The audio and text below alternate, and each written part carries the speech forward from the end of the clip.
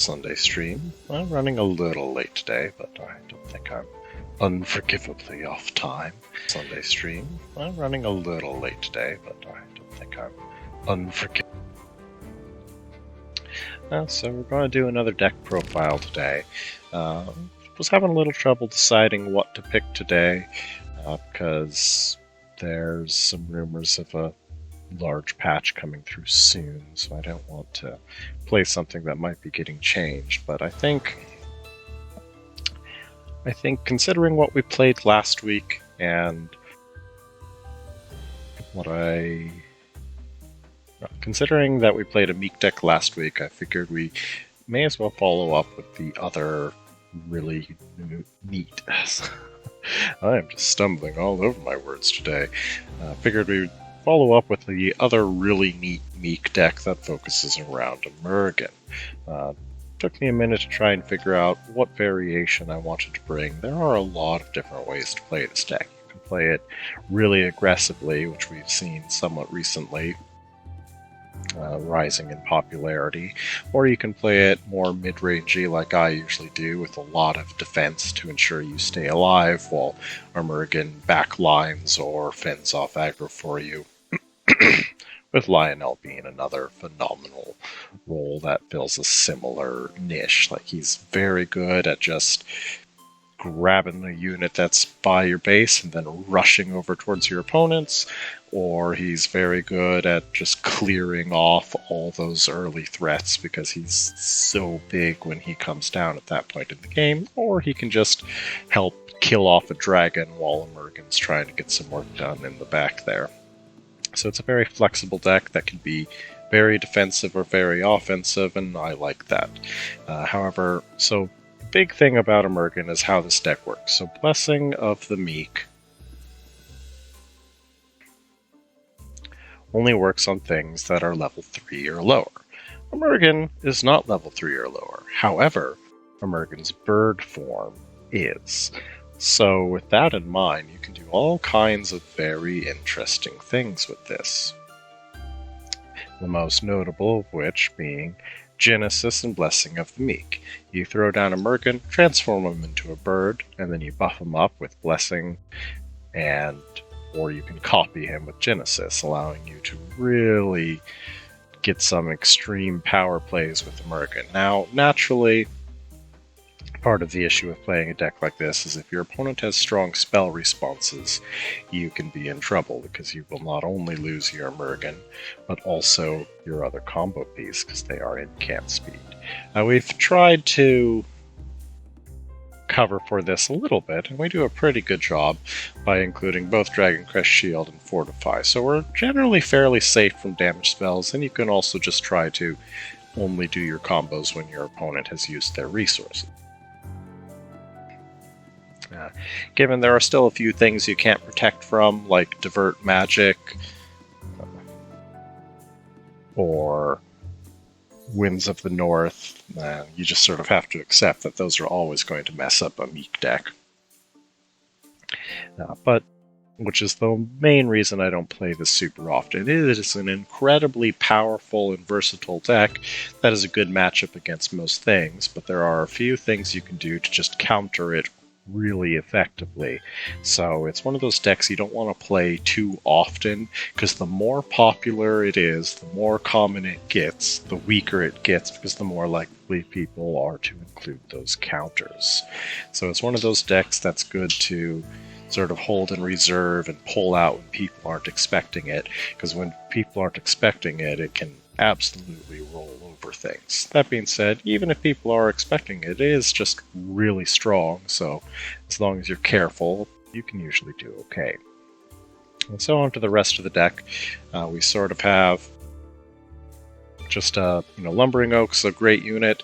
My prior version of this focused on the Heal Knight package, but I'm trying to move away from that a little bit right now. And our mana count's good, but since Amergin can suck up a lot of mana with his healing, I want just a little bit of extra there. Oops, books. The deck obviously needs some draw, so having Books is just really good in general. A 2-drop that draws you a card. It's phenomenal. Between Fortify, Flying Books, the draw from Dragon Crests, Library, and the draw from Reconciliation, we tend to do okay on hand size, despite having a pretty low curve here. But that being said, having good digging power is important, because when it comes down to it, this is really a combo deck. I'm still sort of split between wanting to include more draw or include the utility I have. This version hasn't been tested out much, so I wanted to see if I could give these a few goes today. I'm pretty sure this is close to a final draft, but it may still need a few tweaks, and might need another dash of draw, or I might need another Meek target, because I do have 3 other Meek targets here aside from Amergin, which should be more than enough. Killer Rabbit, if you manage to proc his Frenzy, can be a terrifying amount of damage heading your opponent's way, especially with that fast movement.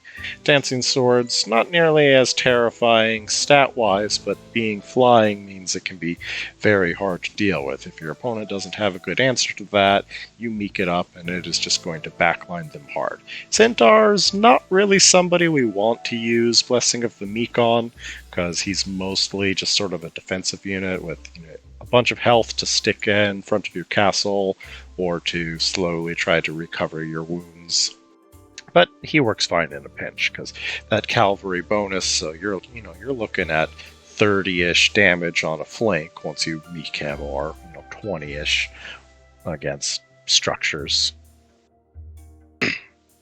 And right, so then our other 2-drop Priest, just a phenomenal 2-drop, basically, unless I'm building some sort of specific synergy that requires a specific type of unit, I pretty much always include Priest.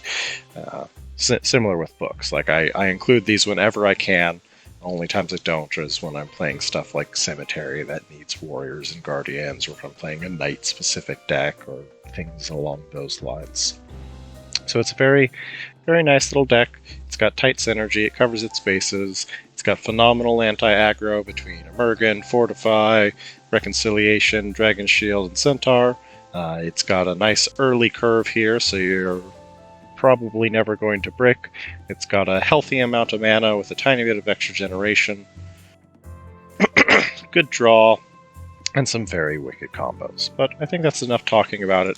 Let's see if anybody's online. I'll hit up the Discord as well, see if we can grab a match. It may be a shorter stream today, but we'll see what happens here. Well, let me go hit up the Discord, see if we can grab ourselves a match.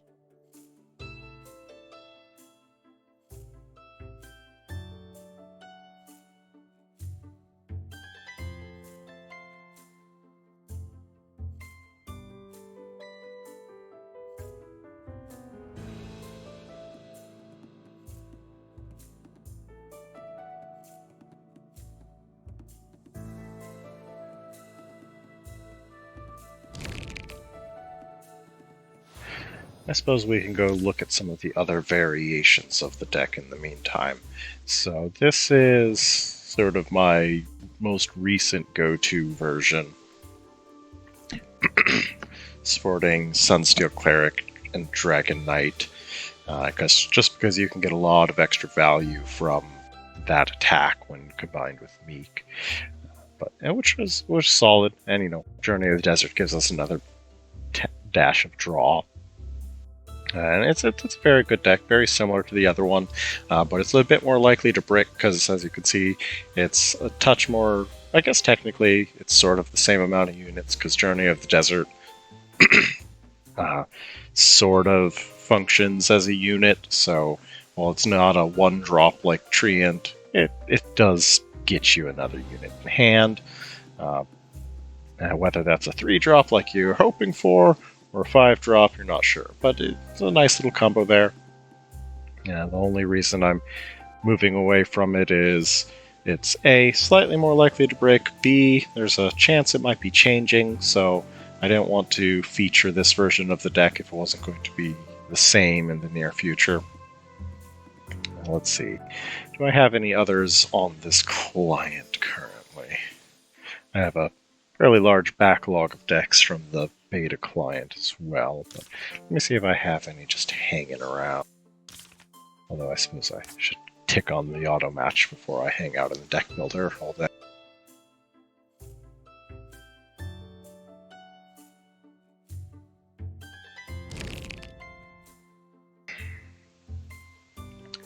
Let's see here.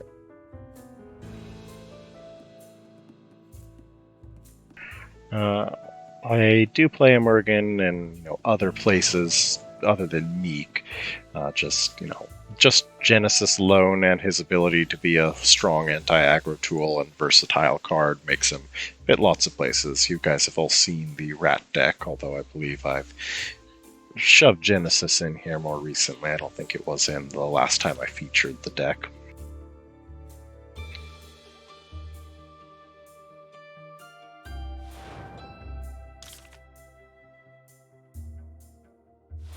Here's another version I tried. This one leaning all into getting an insane amount of mana to try and drop the Griffin early, which can be pretty devastating, with Archdruid as another way to use up excess mana in the late game.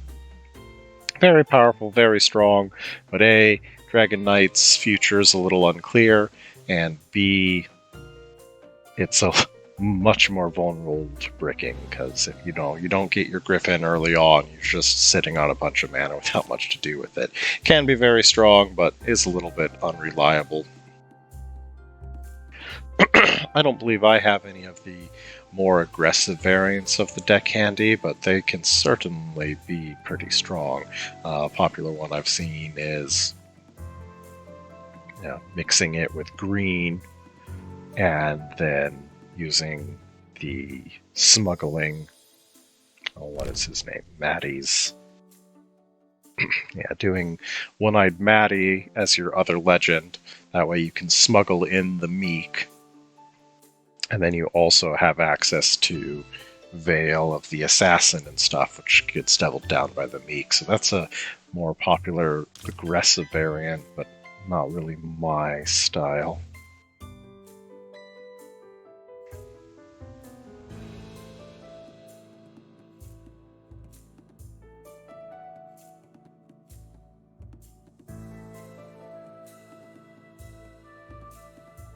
Okay, so I think those are really the only two that I have hanging around in client ready to go right now. And that's just a question of, can we find a match? Sometimes early in the day can be a little awkward. Now, we had a great turnout for the tournament yesterday, so that was nice, but now folks may be a little burnt out and busy on a Sunday. Well, let me go ahead and see if I can look at a few other things today. So I just want to go over some of my prior feature list and see if there's any updates we can talk about. I don't think Dead Beast has really changed. It's still the same as it was. I'm pretty happy with it. I may have added Rabbit instead of Centaur as an experiment, but I may be going back to Centaur.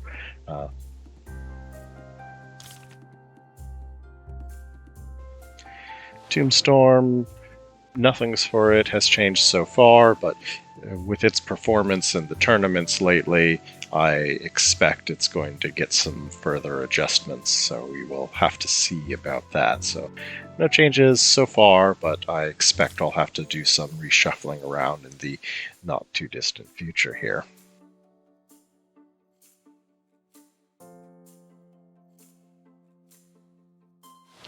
Sacred Tomb is probably due for a large update in general. I've been having a little trouble affording Mordok, and the dragons have gotten a lot popular, so he's been getting less time to wind up to his powerhouse state.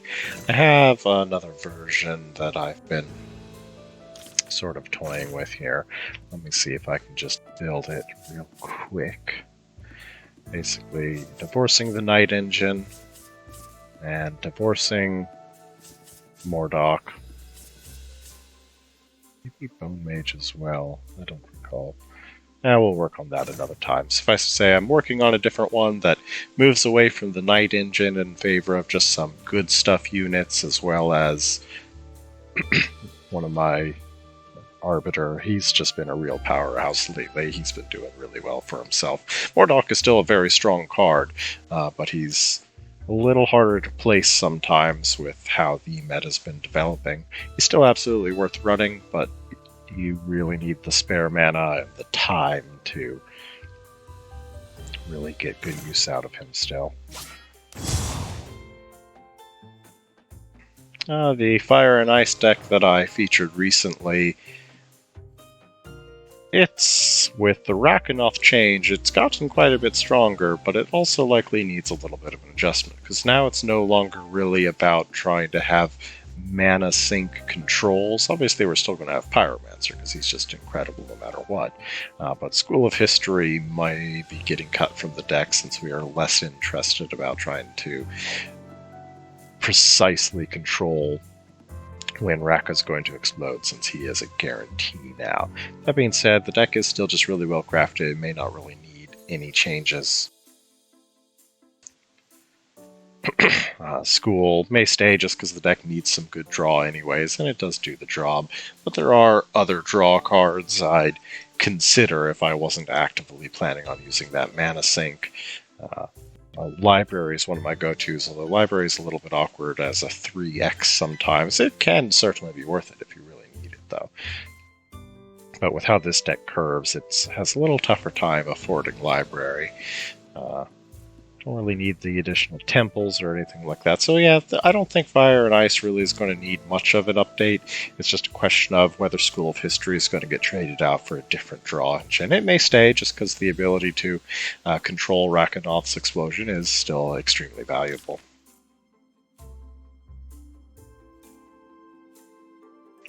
Okay, it looks like Beastly will be here for a few matches in just a minute.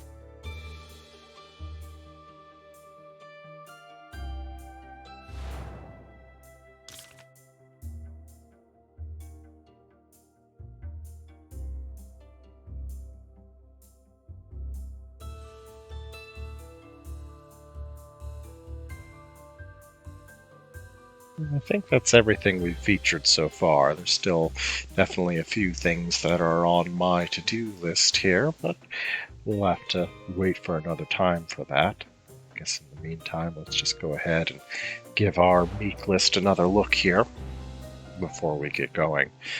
Yeah, the only things I'm currently still questioning with this list is, do I really need the extra mana from Lumbering Oak, or do I really want to try and find some extra draw power to help us find our combos? Right now, it should have enough draw power to pretty reliably keep its hand size to where you want it to be, but in a combo-oriented deck, it's not necessarily about the hand size, it's about your digging power. So let's take a look at what some of our options are here.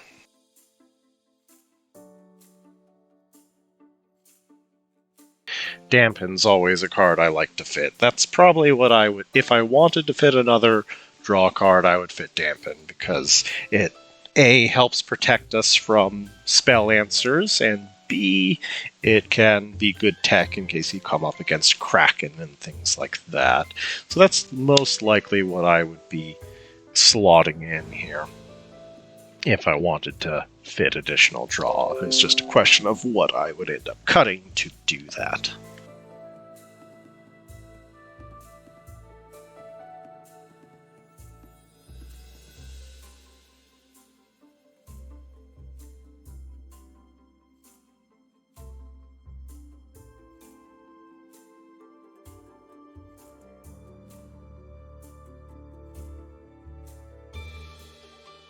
Well, it appears Beastly had to step away, so we may just not really have a match for this window, unfortunately, but that's okay. Considering we likely have a patch on the way, it may be best to hold off anyways. We'll give it a few more minutes here before we call it, though.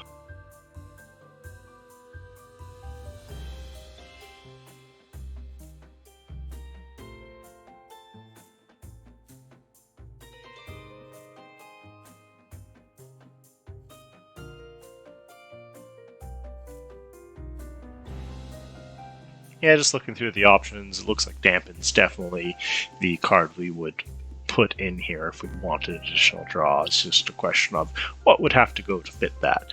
Maybe Lumbering Oak, but I really don't want to lower our mana potential more than we have currently.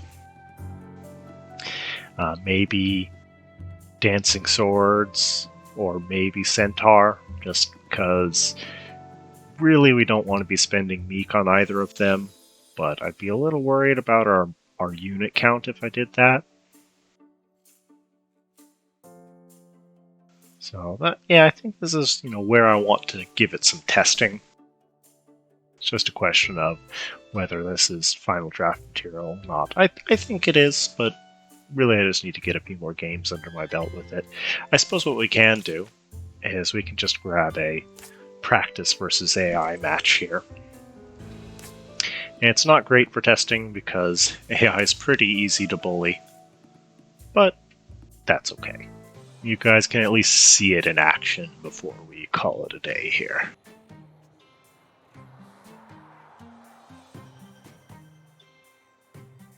So I want my opening play with books, but aside from that, I really want to be trying to dig for the Meek Amergin combo, or Genesis.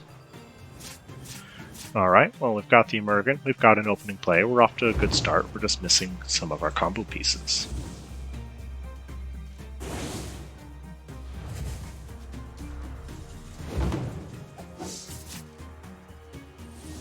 Very nearly skipped my summon there. Well, drop in the books, and we'll call that good for now. I'm actually going to pull the books back, though, and take advantage of that flyer body to block the imp from getting to our face, because this is pretty clearly an aggro list just based on the colors, and also the fact that we know what deck the AI is playing right here. So, saving a little face damage always feels good. We're probably playing a Killer Rabbit here. It's just a question of... I may actually go for the Dancing Sword instead, because while Rabbit is great, I don't believe we'll be able to get a kill with him this turn, so I think I would rather start wounding things so Rabbit can show up next turn to clean up.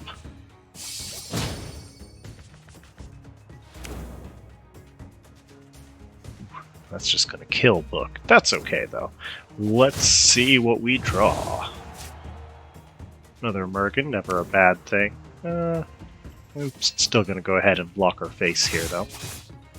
And now that will be comfortably in rabbit killing range. Alternatively, I could drop a few more books, but no, I believe rabbit's our call. It's just a question of... Well, actually, I might get the Amergin down. Just because Mergen can also get that kill pretty clean there. No, I think we'll go for the rabbit.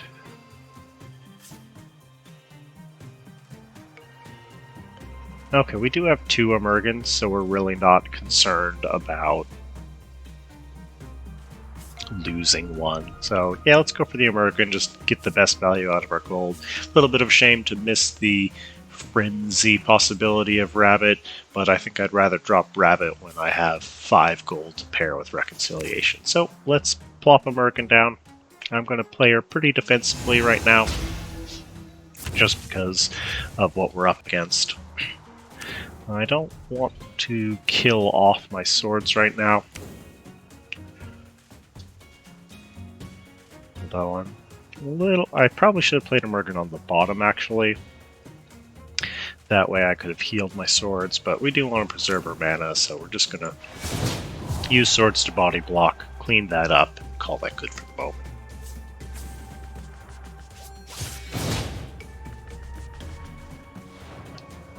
Can swords attack something without dying? No.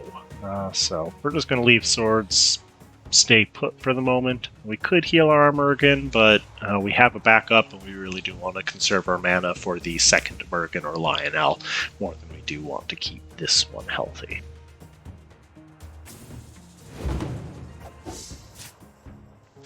Hey, there's a Genesis, so we've got a fun little combo we can do here. So what's likely going to happen is... Okay, so to transform Amergin, though, we're going to need a spare gold. So it's going to be 1 gold to transform, 2 gold for Genesis, leaving us with only 2 to spare. So that leaves us with whether we want to play a book or whether we want to hold on to a heal. But I think we're just going to go ahead and play a book.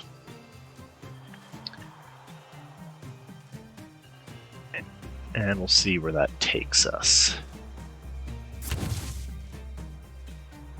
I am not on initiative, so I probably should have played this book up top to block the Imp's approach, but this is fine. I do want to go ahead and transform the Amergin now. Amergin has a lot of weird little bits to it, so unlike most units, he can use his abilities even during your summon phase. That's just a special thing about him. It's also because he has a burst card on his bird. You can transform back for free, and I can do it now. The one catch, though, is if you use his heal, he then can't transform. But you can go back and forth as many times as you can afford it. So, call that good for the moment. See what the AI does. Targeting my mana tower. So since we're transformed, we'll go ahead and drop that Genesis now.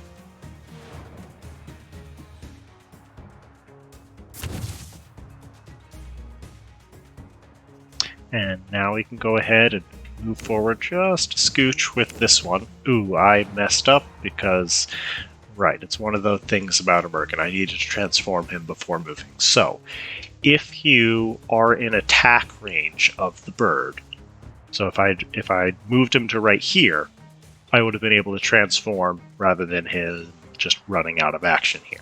But because he didn't have an attack target in range after I moved him, he fizzled.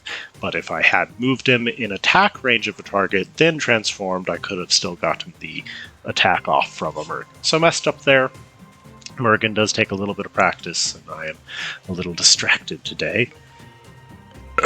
But I can show you, so I can show the example perfectly now. So you saw that one lost his action. This one, if I move it down here, you see I haven't lost the action. I can then transform, and then I can clean this off. So that's how it usually goes. And I'm also going to come up and take a whack at her with this books. Was he? Yeah, I'm still just going to keep body blocking with dancing swords for the moment.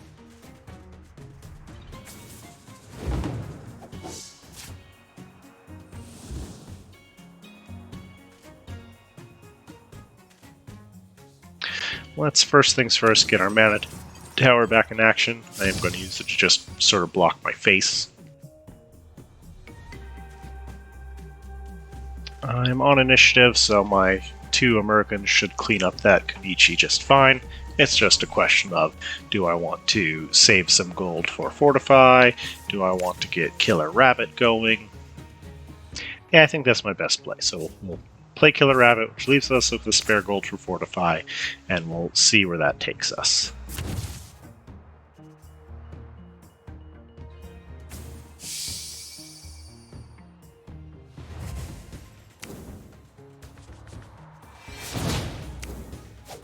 Got that Frenzy proc off of the Rabbit, and we're in a pretty good spot. Now this Amergin, so yeah, that's the key. Since I won't be moving into attack range of something, I want to transform before I move. That way I can get that nice, powerful mage attack. I think I will just clean him up with the books. Oh, the swords will even survive from doing that. Very nice. And we'll throw that forward. Again, I could use Amergin's healing, but I think I'd rather save my mana for one of my other legends. So instead, since we don't appear to need to play Fortify this turn, we're just going to transform this one ahead of time, since it costs a gold to transform into the bird, but not to transform out. So it's always good to sort of leave your Amergins in bird form if you have the spare gold after you're done using them. And you can always, if your opponent does target him with a spell, you can target him back, which you usually want to do because the bird has much less health than the full one, so hitting the bird with a spell hurts a lot more than regular Amergin getting hit. But that being said, if that would leave you vulnerable to a bunch of melee damage, you may opt not to.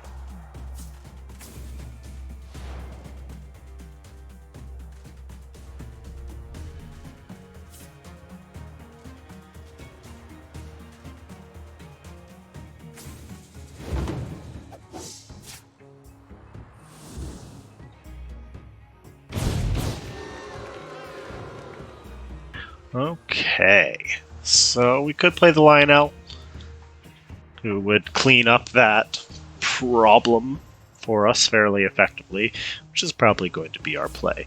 I'm just going to do a nice aggressive Lionel, try to keep him away from us, leaving us with enough spare mana to fortify or transform, so we'll see where that takes us.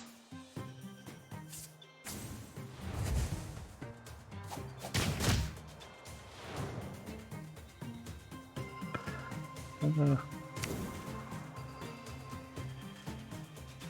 little bit tricky, because I don't really want... Well, I know we're going to move Rabbit up. That's going to happen naturally. And I think I'm going to heal up Amergin this way, rather than spending mana that I don't have. And then we'll go ahead and shapeshift, get a mage attack in. Okay, books is too small, and we don't really need the draw right now, but swords will get the job done. So we'll advance our Lionel, not attack, clean that up with swords, and we'll go ahead and get some chip damage with this book. We have unfortunately lost the big buff of Lionel, but he did his job of cleaning up that big threat. Okay, so getting another Genesis on Amergin's going to feel good. We're probably going to end up fortifying our Arbiter here. I think I will also drop a Centaur. That way Centaur can get a nice little heal on all three of those. And then, yeah, I think we'll save the rest of our gold for Transforms, for Genesis, and Fortify, and we'll see what our opponent does here.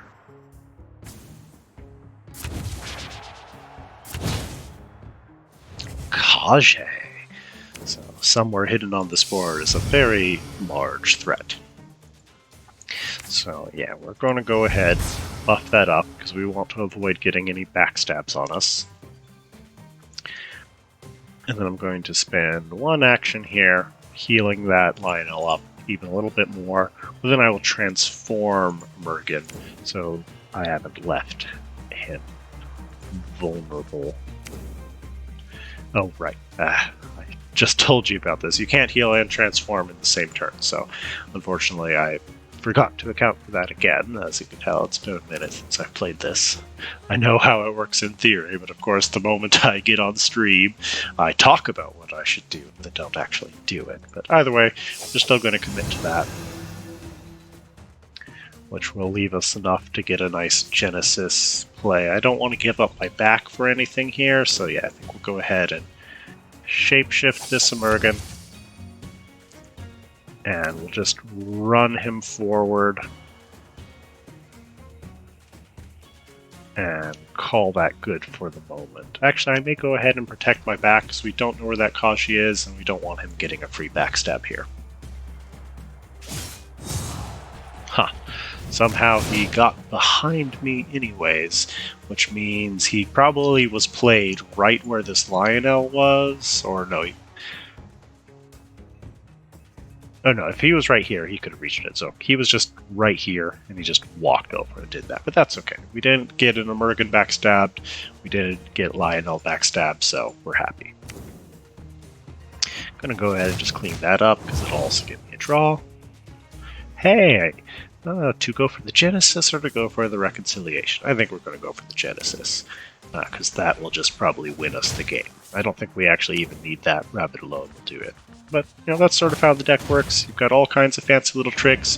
Amergin takes a lot of practice to use, but once you get him down, he's really cool.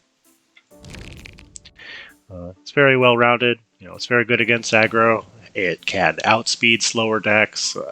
Both of these can deal with larger threats, thanks to, you know, Lionel's raw attack power and Amergin's slipperiness.